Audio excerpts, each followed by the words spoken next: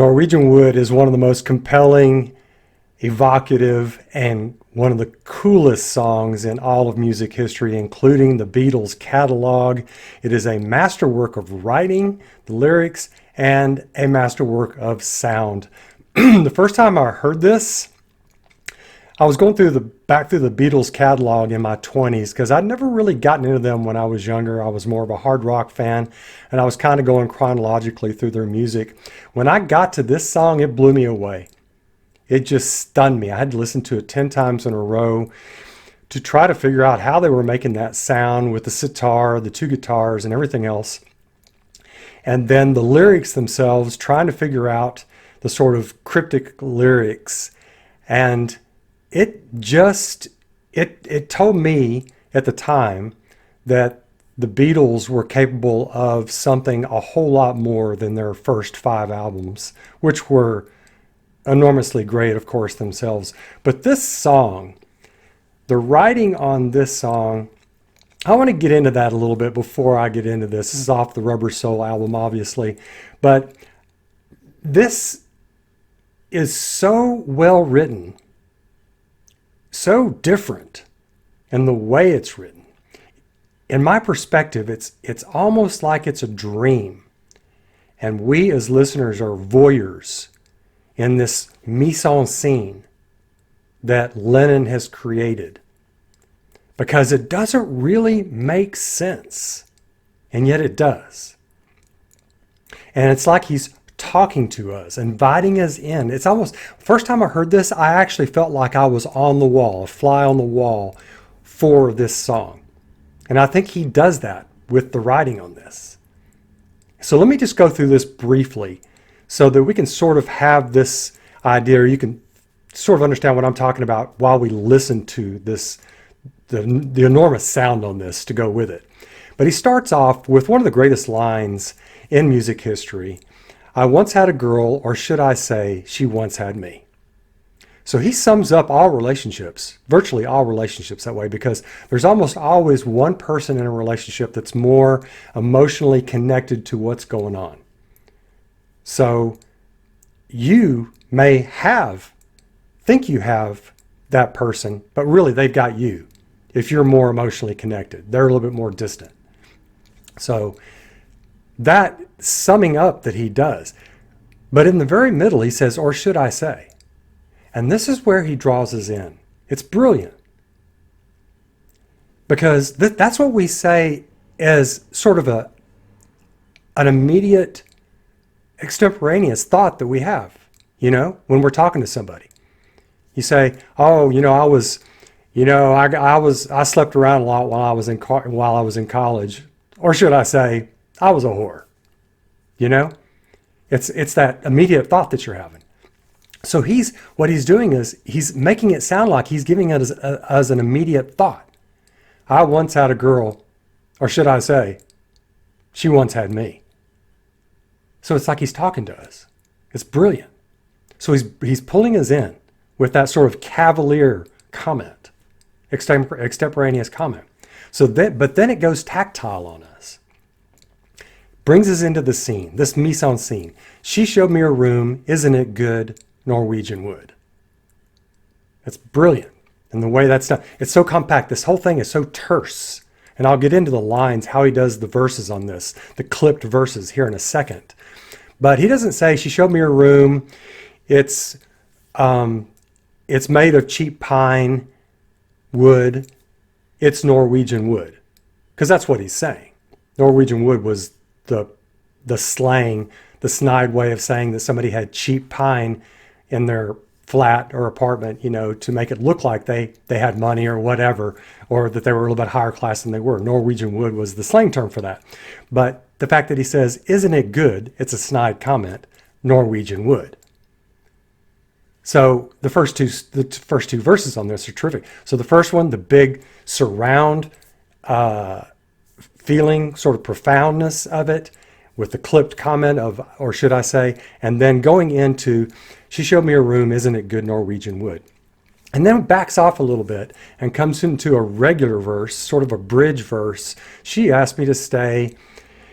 And she told me to sit anywhere, so I looked around and I noticed there wasn't a chair. Who doesn't have a chair in their apartment, flat, house, whatever? Everybody. I've never been in a house that didn't have a chair.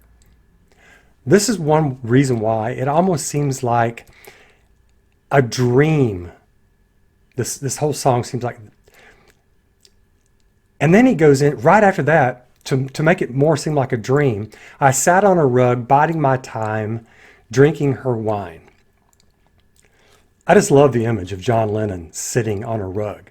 I get this image of him cross-legged with a smirk on his face, that John Lennon smirk on his face, on the rug. There's no chair, so he's got to sit on the rug. And then again, later in the song, he goes and sleeps in the bathtub. So 2 times in this song, we're voyeurs watching him on a rug and in a bathtub. John Lennon on a rug and in a bathtub. I just love that. But it really gives it sort of that dreamscape feel. So I sat on a rug, biding my time, drinking her wine. And by the way, if she's got wine, she's got enough money for chairs, doesn't she? And if she goes to work in the morning, as he says later, doesn't she have enough money for chairs? So again, it's getting that, it gives me that sense of a dream. This whole song is like a dream. So I sat on a rug, biding my time, drinking her wine. Biding my time is something guys do when they want to just get to bed and get the bed stuff done. Go to bed with the woman. Yeah. So he's biding his time, drinking her wine. Little does he know. We talked until 2, and then she said, it's time for bed. Again, a very clipped, we get a lot of information in just a few words. This whole song is that way. Brilliant writing. It's time for bed. So we're thinking, okay, the first time you listen to this song, you're like, oh, okay, here we go. Bada bing, bada bang, gonna happen. She told me she told me she worked in the morning and started to laugh. I told her I didn't and crawled off to sleep in the bath. Wow, what a turn. Again, it just doesn't even seem real. She's invited him in, and now she's saying, I've got to go to work, and she laughs as if, ha, ha, ha, you're not going to get me. And then he goes and sleeps in the bath. I just love that image again of John Lennon sleeping in a bath because he gets snookered by a chick, a bird. Damn. And when I awoke, I was alone. This bird had flown. Another great line. He gets it all across in just a few words. When I awoke, I was alone. This bird had flown. And by the way, before we get into the last line, which is pretty interesting, if she's going to work, she has to go into the bathroom, right? And get ready to go to work. Prepare herself. She's going to make a lot of noise. He's going to wake up. No. Again, that's another reason why I think it comes across as a dream. And we are a fly on the wall to his dream. Because that just doesn't make sense. It's cryptic.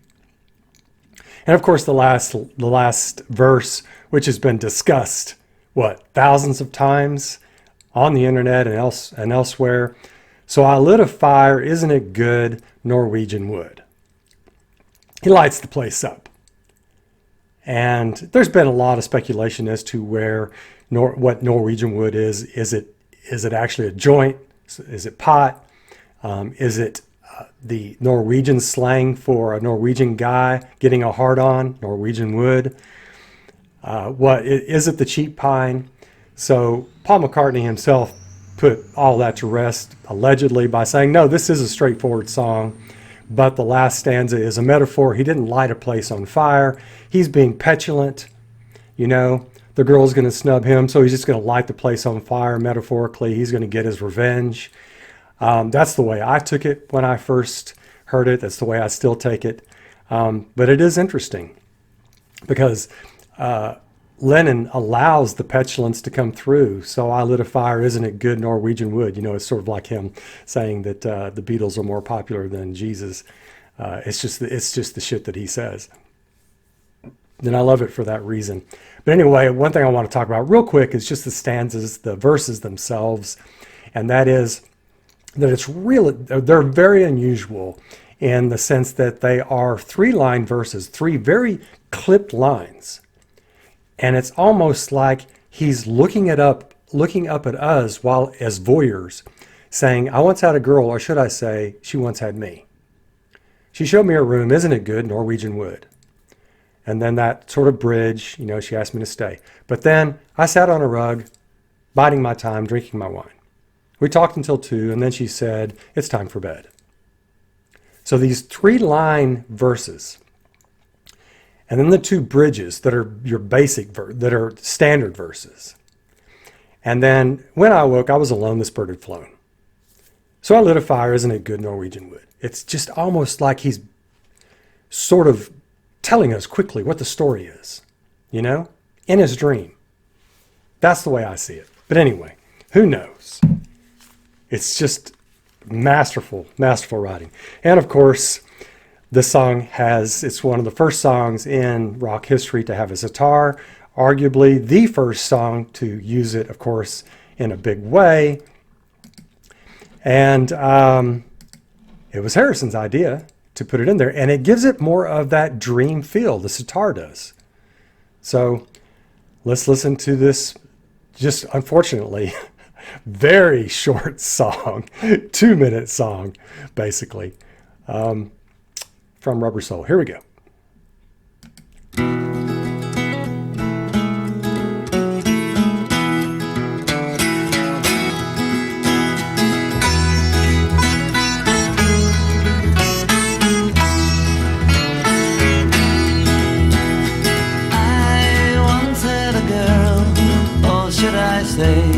She once had me. Love his voice. She showed me her room. Isn't it good? Norwegian Wood. She asked me to stay and she told me to sit anywhere. Dreaming. So I looked around and I noticed there wasn't a chair. I sat on the road, biding my time, drinking her wine. How about staccato? We talked until 2, and then she said, it's time for bed.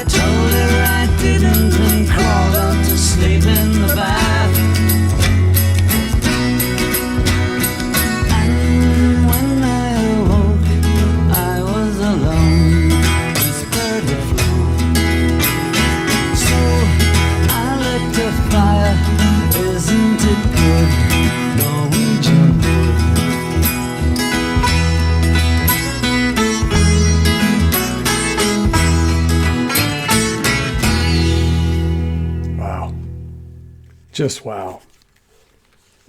How do you put so much genius into one 2-minute song? I mean, it's just it's fun to listen to Ringo back there with the maracas and the tambourines along with his bass drum. Really, really, just brilliant. I think I read that these guys had to keep redoing this song until they got it right, till they got the sound right, the sitar and everything else. And I think Harrison used a 12-string on this Stratocaster, I think, hard-bodied, I believe it was. But boy, what a story. And it's just almost ethereal the way it's done.